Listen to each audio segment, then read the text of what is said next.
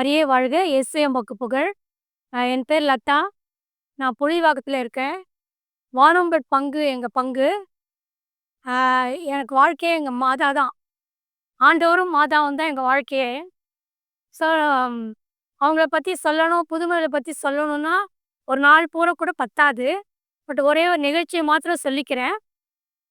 என்னோட தங்கையோட பையன் 21 வயசு இருக்கும்போது, அவனுக்கு ஆக்சிடென்ட் ஆயிடுச்சு. ஸோ டாக்டர்ஸ் எல்லாம் கால் எடுத்துரணும்னு சொன்னாங்க. எல்லாரும் நல்லா ஜெபிங்கன்னு சொன்னாங்க. ஆ ஒரு 21 வயசு பையனுக்கு ரைட்டு கால் எடுக்கணும்னா எவ்வளோ வாழ்க்கையில ஃப்யூச்சரே போயிடுச்சு. நாங்க எல்லாம் எங்க சிஸ்டர்ஸ், பிரதர்ஸ் எல்லாம் ஜெபிச்சோம். நைட்டு பூரா உட்காந்து ஜெபிச்சோம். டாக்டர் காலையில தான் சொல்ல முடியும். கால் வருமா? வராதா? கால் கிடைக்குமா? கிடைக்காதான்னு சொன்னாரு. நாங்க ஜெபிச்சோம். அந்த டாக்டர் காலையில 5 மணிக்கு ஓடி அவன் கால பார்த்தாரு. அதில உயிரோட்டம் வந்தது. அப்போ அவரு மருத்துவம் குடுத்தத பத்தி கூட அவர் பேசல. பட் ஆனா, "நீங்க எல்லாம் நல்லா ஜெபிச்சீங்களா? திருப்பியும் காலுக்கு உயிர் வந்துருச்சு." அப்படின்னு சொன்னாரு.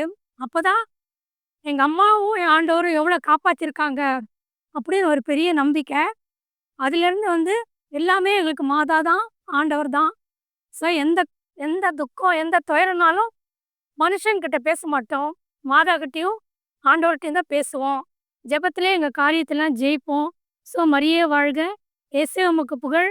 இயேசுவே உமக்கு நன்றி! மாதா டிவில எனக்கு பூசை ரொம்ப பிடிக்கும். எல்லாம் அருமையா வைப்பாங்க ஃபாதரு. 6 மணிலேருந்து 1 மணி நேரம் போறதே தெரியாது. அருமையா வைப்பாங்க. ஸோ மாதா டிவி நடத்துகிற எல்லாருக்குமே நான் ஆண்டவருக்காக வேண்டிக்கிறேன்.